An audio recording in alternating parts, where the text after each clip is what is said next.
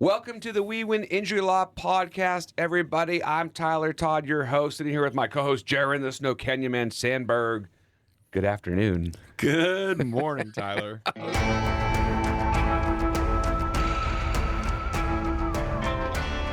Now I feel bad. Yeah, you should. That was No, I was giving you a nice good afternoon this time. It sounded like It was a sinister good afternoon. I heard like your fingers were even like together and like a villain. Yeah, it was more of a sinister good afternoon. You meant it. Good morning. Hey, no, we're going to talk about a really, really important, groundbreaking, really, case today here in Utah, which is so big for plaintiff lawyers, not just, I think, throughout the region, but around the country, but obviously especially for Utah. And we're going to be talking about an $81 million verdict that just came down. 81 million. 81 million. That's a big number. It's a big number. And you sounded excited about it, which is really good. And I'm proud of you for that. I did it because I know the segue. I can predict what you're going to say. Do you want me to predict it? Yeah. That's not what you say to the family. Yeah. Was that where you were going to go with it? Yeah.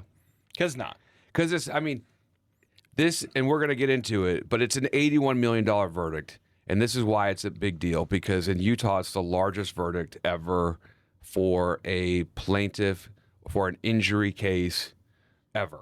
Now, it does involve a wrongful death of a little boy.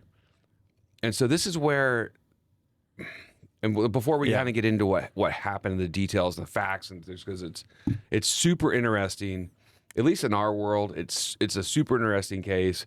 We hope that you guys find it interesting. It's just, going back to what you just said, it's $81 million.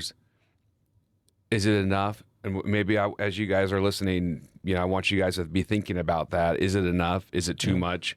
But I was talking to a defense lawyer recently, and it's like, and we were talking about this case, and I was telling her it's about freaking time that our jurors here in Utah have given real value for loss. Yeah. Because we were talking about this too, I think off camera, or I think it was you. Is it enough? Maybe it was another podcast, But it's not. Yeah, what would you? Oh, maybe when was it? I don't remember. Anyways, It was our previous podcast where we talked about what's your child number? award? Yeah. Because I've got an 11-year-old. This Right. case involves an 11-year-old. There's no number. right. It's never enough. So let's get into the facts about what happened. This is a car accident from 2018. I say car, it's not a car, it's a truck accident. Yeah. December 17th, 2018, 11-year-old Michael Madson is struck and killed in a marked crosswalk in Pleasant Grove, Utah. The driver is a commercial truck driver. He works for a company called Allied at the time that's later because this case took a long time, that they're acquired by a national company called Beacon. It's in the news. Anytime a child dies in a crosswalk, it's very tragic. They filed the complaint within October of 2019. So from our end, when you see a complaint filed nine months after an incident, that's probably on a bigger case. That's probably pretty standard. Would you say? Yeah, because obviously there wasn't sort of any treatment. It was just a matter of kind of gathering all the details and the facts, and then the family hiring lawyers, and then this Michael Madson was with two friends. Two friends. Yep. So there were three kids in the crosswalk, and they had just left a movie. The parents had dropped the boys off to watch a movie, Spider-Man, right there in Pleasant Grove. I know right where it is. We do the Pleasant Grove Strawberry Day Parade. Yeah. We've been doing that for the last several years, and one of the boys lived close by, and the movie, I think, got done a lot earlier than their ride was coming. So they're like, we'll just walk. And they'd walked that plenty of times. Right. So they were walking. So three boys in the crosswalk. Go ahead. Sorry. No. So, case is filed in October of 2019. Oh, that's why I was saying it. Yeah. Because they probably got to demand stage and sent a demand. The insurance carrier hired counsel. Yeah, we know their top offer ever Yeah. was $1 million. Their top offer was $1 million. And they never offered more than $150,000 to the two boys that witnessed their friend die in a very tragic way. So they file the initial complaint. It's negligence against the driver and vicarious liability, negligent hiring supervision to the employer, to Allied Trucking. Allied's kind of they delivered like roofing equipment. So it's, the truck that kills this boy is one of, it's like about the size of a garbage truck, but it has the front cab kind of looks more like, it's not like a semi. But it's not like don't think a big 60-foot long semi truck. It's like a shorter truck with a crane on it, so they can lift these pallets of roofing supplies and different things. And big truck. So they get to, and we've looked at some of the discovery motions. There's lots of discovery against Allied, against the trucking company. The first trial gets delayed because of COVID, and so they finally have the first trial in 2022, and they bifurcate it. What does that mean? So this is a big deal too, because we're seeing this a lot too in our cases where these insurance companies, which is super annoying, okay? Yeah. Because when you go to trial, you're telling a story, and so much of the story is in the passion of our clients who have been injured. And like, for example, in this case, with these parents that have suffered real loss, kind of what we started the podcast with, like, what's it worth? And talking to these defense lawyers that have zero souls, a lot of them. And a lot of them are great, okay? A lot of them are great. But I feel like defense work is so soulless because it's just, you represent an insurance company. You don't know your clients. You don't really care about your clients. You're just checking boxes. Yeah. So, and it's not your money as the defense attorney. No, and so that's where it's such an interesting dynamic of they get so. I mean, again, I know defense is in their name, but they take things almost personal, like it's a personal vendetta against the plaintiff. Totally, and it's just weird because so much of what we do is passion, and we're telling stories and loss, and it's emotion, and these bifurcation motions that these defense lawyers and insurance companies are filing is to eliminate emotion. Yeah, they're like, hey, courts, let's take away the emotion from this and just get into the law. And some of these judges are granting these motions that are totally cutting plaintiffs at the knees because you don't get to tell your story. Well, and like, I think too, you're so like we had a case that a judge granted a bifurcation that settled before trial, but trying to plan out a trial, you don't do things necessarily sequentially. It's just so different, and so it jumbles a lot of stuff, and I think confuses jurors too. And what's so weird is, like, I feel like a lot of times the judges that we've had on some of these motions, almost like the default is to deny the plaintiff's request, like there's some sort of gamesmanship on our side, when in reality, like, the default rule is we don't bifurcate. Right. That's the standard. And then in only special exceptions, and yet it seems like lately with this case, the other way around. It's been the other way around, where it's almost like, oh yeah, that makes sense. Let's bifurcate. And it's like, wait a second, it's really confusing to bifurcate. So in this case, they bifurcated the liability and causation away from any fault allocation and damages. And so there was a lot of things in the first trial that they were restricted from saying. So the motions in limine are pretty heavy, trying to ferret out what can be said. Motions in limine are documents or motions that are filed before trial to kind of like set ground rules for the trial. Yeah.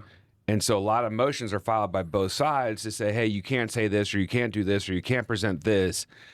And so motions in limine are really important because the judge is kind of setting like the ground rules for the trial.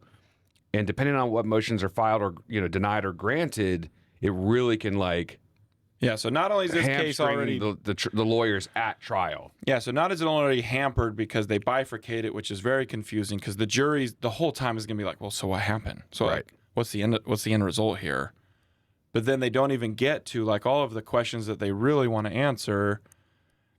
And then because you're trying to hide the second part of the trial because you've cut it in half, you don't get you have to be, and again, it just throws you off. I mean, it already throws you off when a judge rules against you and says you can't say that, or like overturns an objection. You're like, wait a second, that's against the rules. But then it's just, and again, so trying to game plan this. So I don't put any fault on the attorneys on this one, the plaintiff's attorneys, for how this goes, because what ends up happening is the outcome of this bifurcation is in 2022, jury finds no liability at all, defense verdict. And you guys, this is what's crazy.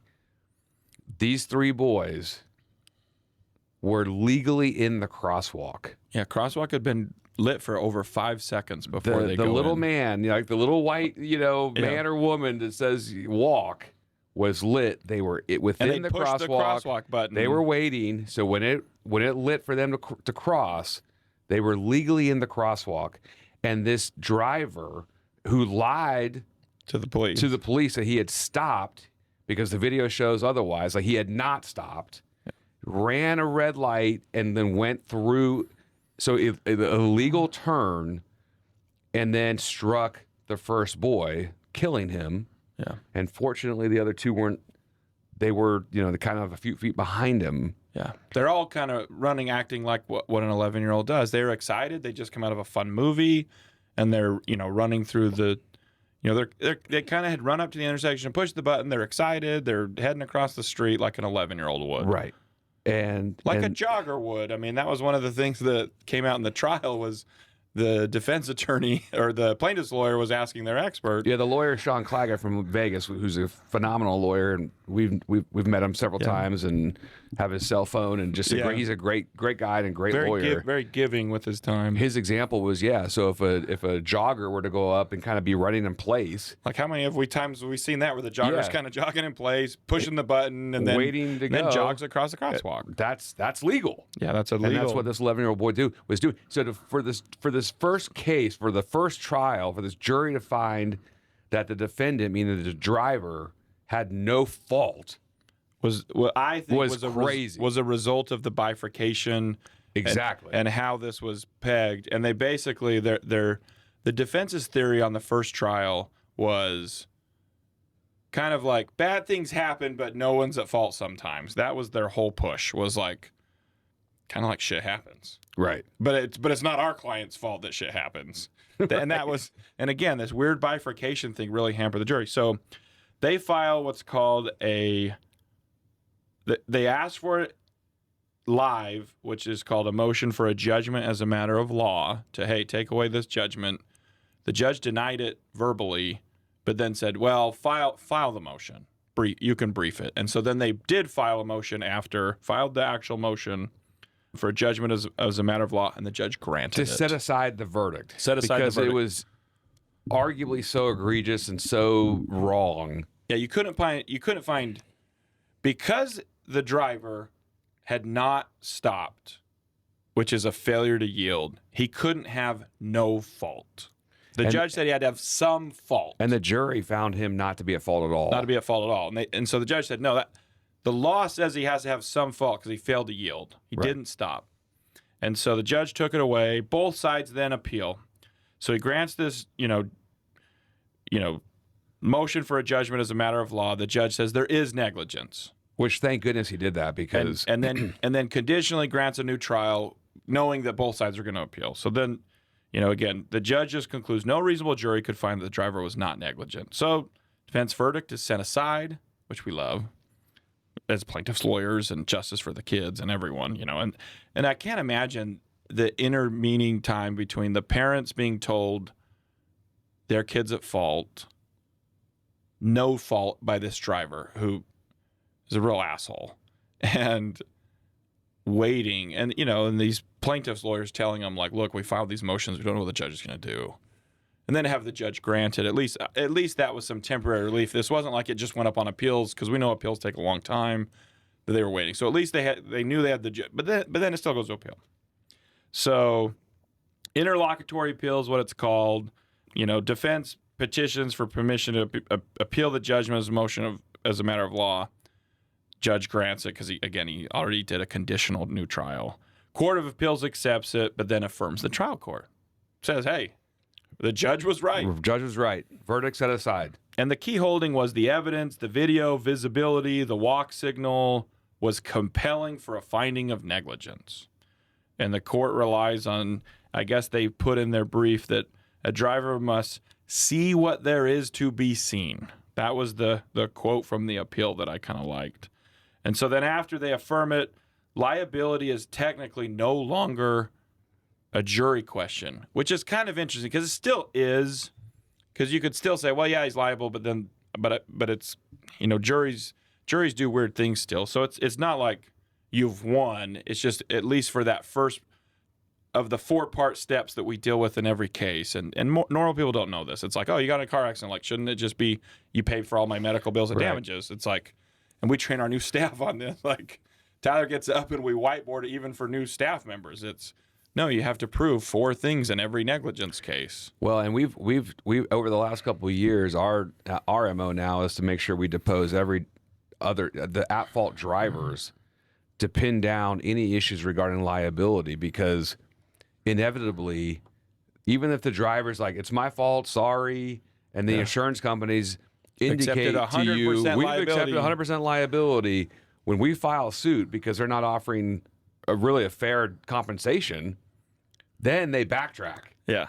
And they then try to put some apportionment of liability on our clients. That was me and Tyler did a jury trial in Cedar City together. And I say together because it was Tyler mostly speaking and me there supporting you. I was a very passive second chair, but it was a good learning experience for me. So, but in that case, it was a rear end collision, and most of us would agree, like, hey, rear end collision, this is fairly straightforward. And the jury still put some apportionment of fault on our client. Put some apportionment. So even though they found some negligence on the driver, there's still a lot left to be done. So then it still took, guys. So from 2022, the appeals filed, decision gets made to scheduling a new trial.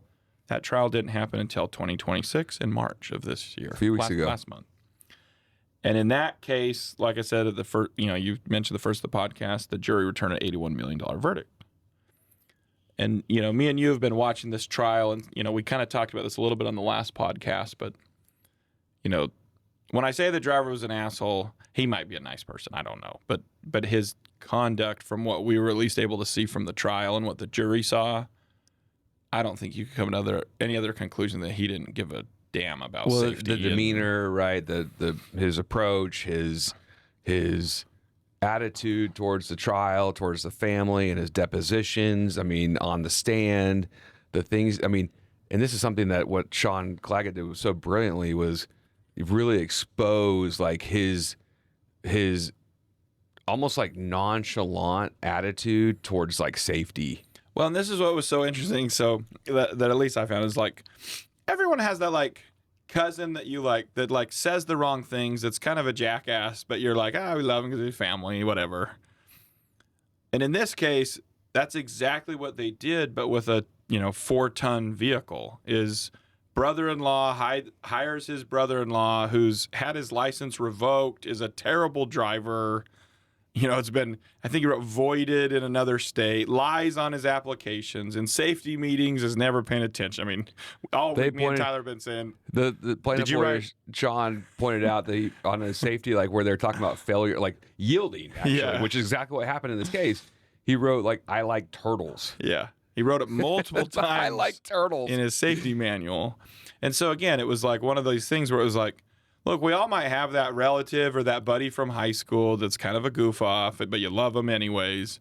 But you don't hire him to drive a 4-ton vehicle or however, big, heavy vehicle. No, apparently he was driving the same route like the very next week. Yeah. Now, the jury didn't get to hear that, but I think that would have probably ran up the verdict even more. It's crazy. And so that's one of those things where we look at this, and now there was some post. This is a thing. That verdict will stand. So breakdown of the verdict real quick too. Oh, yeah. The $81 million. The jury came back, and so basically the way that broke down was they awarded $33 million per parent for Michael, the boy that was for the killed. Child. And they also awarded. This is something also very, very new, precedent setting, and record breaking. The jury awarded $7.5 million for each boy. Yeah. For being what's called in the zone of danger, which means they were in imminent threat of death or serious personal injury. $7.5 million for each boy. Yeah. Which is also groundbreaking. Now, granted, having seen that, right? That, and I understand that the truck, ran over their friend, and on his head, I think. Yeah, they did. To see that is one thing. That's obviously. But the jury also had to find that not just that they were close by. This isn't just like, hey, I'm across the street, and if you happen to witness an accident, they had to be an imminent threat themselves. And so the jury went one step further. Not only are you responsible for the death of this child that you did hit, but you basically almost killed the other two boys too. They were in that zone of danger. Well, to some degree, they did in a way, right? Because their lives have been changed permanently, and they will never be the same. No. So it's kind of that's why when we started, we're like an $81 million, and we talked about it on a previous podcast. We really wanted to podcast about it now because it is so groundbreaking, and it's so awesome for plaintiffs around the state of Utah to, hey, there's finally a verdict showing that Utah jurors get it. And we do this in every negotiation we have with insurance companies, everyone, right? They're also just using data, right? They're doing the same analysis that anyone else would when you're trying to make a decision is, what does the data say? And I think the highest auto accident verdict up to that point was like $25 million. Yeah, it was. Yeah. I think that was the biggest verdict. And it was either a death of a child or So again, the highest verdict that has ever stood on appeal in Utah up to 3 weeks ago was $25 million. And now we're that was also the death of a child. Also the death of a child. So this is what I want to know, and if there's a way to comment on our podcast, or I know that sometimes we put these on YouTube channel and our YouTube channel and our YouTube shorts and whatnot. So each parent, right, mom and dad, got $33 million each for the loss of their 11-year-old. That's kind of what we were talking about earlier. Is that enough? Is that good? Addie? She's 11, right? Not enough. 33 million? And there's no amount. There's no amount. Yeah. And that's why, I mean, and of course, and Sean and his team did another amazing job talking about, this is some scripture, right? Yeah. Mercy, and we can all understand mercy and grace, but mercy can't rob justice. Yeah. And what is justice for this family? Was it 33 million? Is it 50 million? I think they asked for 50 million each.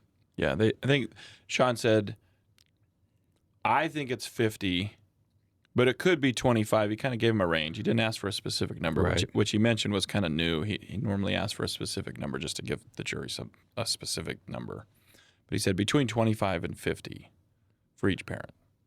Yeah, and the jury came back and gave 33. Yeah. So, and the defense asked for, was it 8 total? 8 total. Well, they said 0. Yeah, but if you do find, then 8. What was crazy is this lawyer, who's a lawyer in Utah, we've had cases with her before too. I find this incredibly fascinating and disheartening. She made a suggestion to Sean, the lawyer for the family, that the mom's testimony, and she was being emotional about the loss of her son, was somehow scripted. Yeah.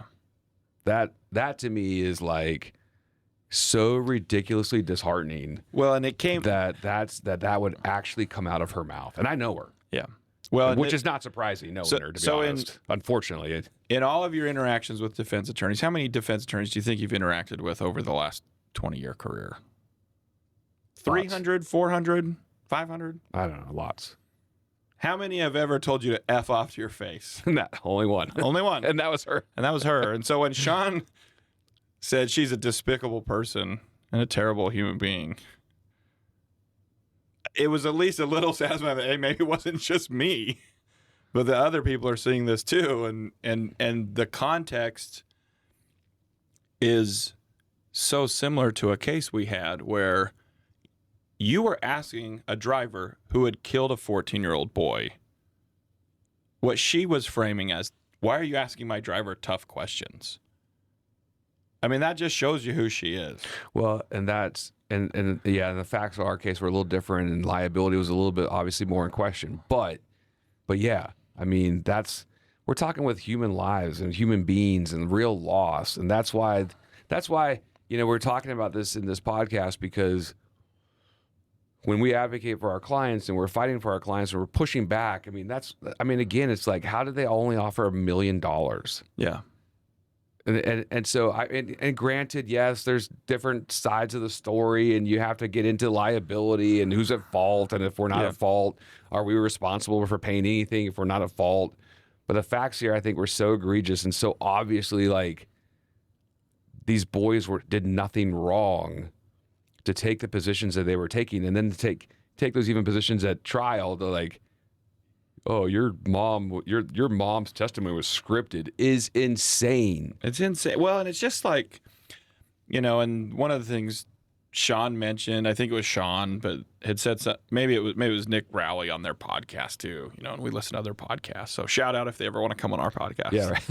It was a great podcast. It was a great podcast. But he said something to the tune of like, look, I get it when a defense attorney is representing a murderer because it's about constitutional rights. And constitutional rights is everything to a lawyer, right? Everybody has a right to be, he goes, defended. It's very different in a civil case.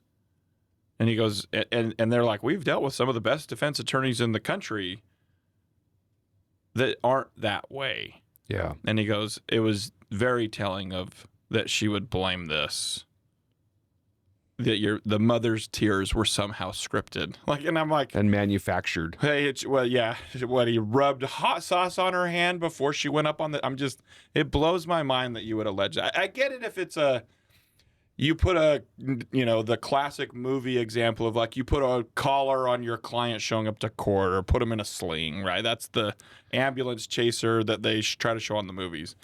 It's very different than like, I hope you're questioning anyone that's ever met with us would never get the vibe that that's what we would do. No. Hey, let's put that C collar on your your neck and make it look like my cousin Vinny. Like, yeah, that's ridiculous. Right, like, no, and we tell people all the time, guess what? You don't have a case. We're sorry. Yeah. Either one, the liability is not there, or there's just, guess what? There might have been some fault, but you weren't injured. Yeah. And thank goodness you weren't injured. So there's not a claim here. But those are the types of cases that, in that situation, if he'd have shown up with a C collar on the client, okay, maybe that was for optics. For sure.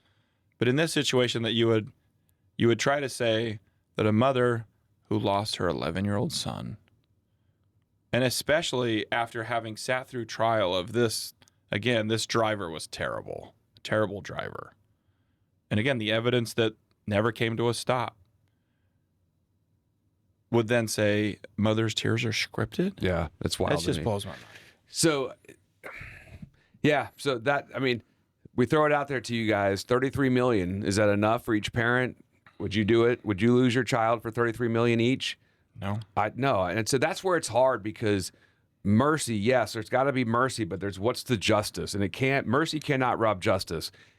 Justice has to be. In our civil world, the only way that justice can be had, if there's any justice at all, is money. And Sean made a really good point in his podcast with Nick Rowley. Hey, at the very least, because that money's not going to bring that boy back, but at the very least, that family can provide for their other kids who are also suffering traumatically. Hey, maybe it's a little easier for college. Maybe it's a little easier for this. Maybe we can find some joy doing some of these things or giving some of that money back, and helping our community around us. And we can find joy in that with this money.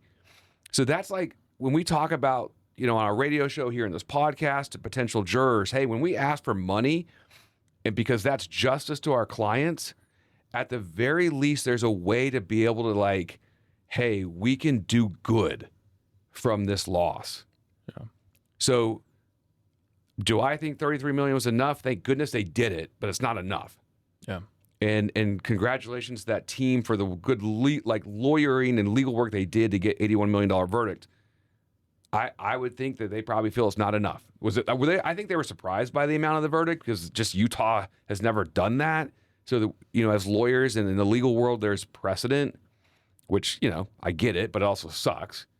Hopefully this will now establish a precedent for people who are suffering real loss moving forward, that there can be real justice for loss they've suffered.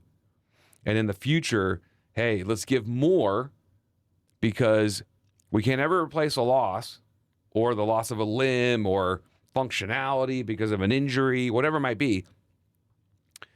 Let's make this a just result so that person then can do good and find joy somehow, notwithstanding the loss and the peace and happiness and everything that was taken from them. Yeah. That's really the value of what was taken. Right. The value of what's taken is really, and so thank goodness for this jury. Thank goodness for this team out of Vegas and the lawyers in Provo, because it wasn't just the lawyers from Vegas. Thank goodness that the lawyers in Provo for this family did that motion for direct, judgment as a matter of law. As we've been talking about this, I think about and judges and motions in limine and whatnot. It's like baseball. We were talking about this the other day. Because now baseball you can challenge. Yeah, the challenge. The challenge. You got to tap your hat. You got to tap your hat. Or the helmet. I wish we could do that, in court. Give me time out. Get another judge. Get the appellate court to come make a ruling. Judge, you're wrong. But we can't do that. But that's what happens all the time. And I think sometimes they get it wrong. Yeah. Just like these professional, experienced umpires, they get it wrong. I think the Yankees challenged the other day, was it yesterday or the day before, 5 times, and they got 5 for 5. 5 for 5 challenges. And we're seeing it in the NFL. We see it in the NBA. These refs get it wrong, and these guys are experienced, long-time umpires and referees. Yeah. Our judges are not nearly as experienced as some of these refs and umpires. Yeah. Sometimes they get it wrong. Yeah. And here I feel like, do you think that the judge realized his bifurcation error only after how the verdict came out in that first trial? My assumption is that's where he figured out, this was a mess, and the defense's theory was terrible. And a drastic, egregious, error of justice. And there's a way to fix it, and he did. And he did. And luckily he did it in a way that withstood appellate review, but the appellate court agreed with him that, you got it right. Right. I totally agree with that. So, groundbreaking for Utah. Hopefully, and I sincerely mean this, hopefully you never need a plaintiff. And you never need an injury lawyer. We're plaintiff lawyers. Never need us. Hopefully you never need us. But these are the things that we're watching. We're constantly reviewing. We're reading about. Like I said, we know Sean Claggett, the lawyer that did this trial, because we've been going to some of his conferences for the last several years. Yeah. We've had dinner with him. We've talked to him about cases. And it's really cool when you see some of these things and you've got your finger on the pulse, because that's what we're doing. We're trying to make sure that when insurance companies offer $1 million freaking dollars, you fight back. And it has to be the right cases. I'm not saying you do it on every case. 81 times their best offer, though. 81 times their best offer. That's pretty crazy. But you have to be willing to take these fights and take these battles and do it and push it. And I'm glad that for this family they did that. So I think it's a congratulations to that entire team. And again, it's a muted, tempered congratulations, because at the end of the day, that boy is not coming back home. And that's been some of the challenge on the case you mentioned earlier with our case. We ended up selling that case as well, not for the $81 million, but even it was with some of the issues we had, because we didn't have boys in a clear crosswalk. No. There were some arguments from the other side that our boy had most of the fault, if not all of it. Yeah. So we ended up resolving that case, selling that case for a decent amount. But even though it was a decent amount and it was a good figure for the family, it was still that conversation of, I wish I could bring your boy back. And it didn't give him closure. The one thing I like about this $81 million verdict that the jury also did is part of that was they did have to do an apportionment. That was a question left for the end, and they didn't put even 0.5%, not 0.01%, zero fault on the child, on the boys. And I think that was something that was some closure, that a jury of your peers, and that part was unanimous, the 0. Because I was listening to some of the other ones, they didn't agree. In Utah, we don't have to have it's just a majority of the jurors, right? It's 6 out of the 9 have to agree. And so it was interesting to see on what some of them agreed on and some of them didn't, because it really was mixed a little bit on the numbers and some of those things, but on the apportionment, it was unanimous. 0. So, which as parents, right, that's what.